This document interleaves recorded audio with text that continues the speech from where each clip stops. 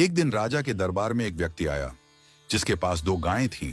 वह व्यक्ति राजा के सामने पहुंचा और बोला, महाराज, आपके राज्य में इतने विद्वान पुरुष हैं, आपके मंत्रिमंडल में इतने बुद्धिमान लोग हैं। मैं एक साधारण सा प्रश्न पूछना चाहता हूं।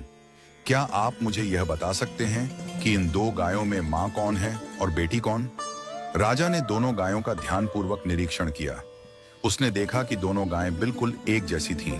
रंग, आकार और स्वभाव में कोई अंतर नहीं था।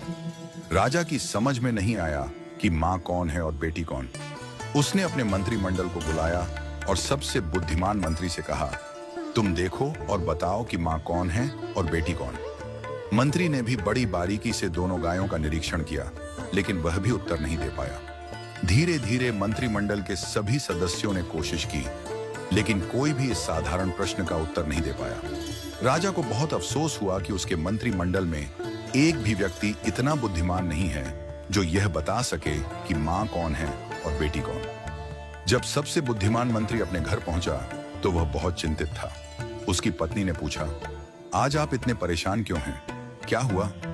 मंत्री ने कहा, आज राजसभा में एक व्यक्ति 2 गायें लेकर आया था और पूछा कि इनमें मां कौन है और बेटी कौन। हम सबने देखा, लेकिन दोनों गायें एक जैसी दिखाई दी।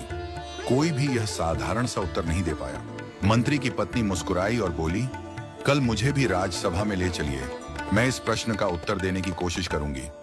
अगले दिन जब राजसभा पुनः लगी, मंत्री ने राजा से अपनी पत्नी को सभा में लाने की अनुमति मांगी। राजा ने अनुमति दे दी। मंत्री की पत्नी को बुलाया गया और दोनों गायों को भी सभा में लाया गया। मंत्री की पत्नी ने कहा, महाराज, मुझे एक अवसर दें। उसने दोनों गायों के सामने घास के एक एक टोकरे रखवाए। जब दोनों गायें घास खाने लगीं, तो थोड़ी देर बाद मंत्री की पत्नी ने घोषणा की, यह गाय मां है और यह गाय बेटी है। वह व्यक्ति जो गायें लेकर आया था, उसने तुरंत सहमति जताई और कहा, आपने बिल्कुल सही पहचाना। राजा ने आश्चर्य से पूछा, तुम्हें कैसे पता चला कि मां कौन है और बेटी कौन? मंत्री की पत्नी ने समझाया, जब मैंने दोनों के सामने एक जैसा घास का टोकरा रखा, तो जो बेटी थी उसने जल्दी जल्दी अपनी घास खा ली और अपनी मां के टोकरे में भी खाने लगी। दूसरी ओर मां ने घास खाने की गति को धीमा कर दिया, आराम से खाने लगी। एक मां ही इतनी निस्वार्थ होती है कि खुद भूखी रहकर भी अपनी संतान को खिलाती है। इस कहानी का संदेश बहुत गहरा है। जैसे एक मां निस्वार्थ प्रेम करती है और अपनी संतान की भलाई के लिए खुद को त्याग देती है, वैसे ही ईश्वर भी हमें बिना किसी अपेक्षा के सब कुछ देता है। हम सब ईश्वर की संतान हैं और उसने हमें यह सुंदर सृष्टि निस्वार्थ प्रेम से दी है।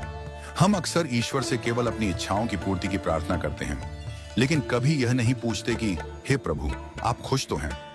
जिस तरह हमें अपने माता पिता का सम्मान करना चाहिए, उनसे बातचीत करनी चाहिए और उनकी खुशी का ध्यान रखना चाहिए, वैसे ही हमें ईश्वर से भी संवाद बनाए रखना चाहिए। यदि हम अपने माता पिता से दिन में बस एक बार पूछ लें कि आप खुश तो हैं, तो उनके आशीर्वाद से हमारे जीवन में कभी दुख नहीं आएगा। पूजा पाठ या मंदिर जाना जरूरी नहीं, लेकिन माता पिता और ईश्वर से संवाद हमेशा बना रहना चाहिए। उनका प्रेम और आशीर्वाद हमारे जीवन को खुशहाल और समृद्ध बनाएगा।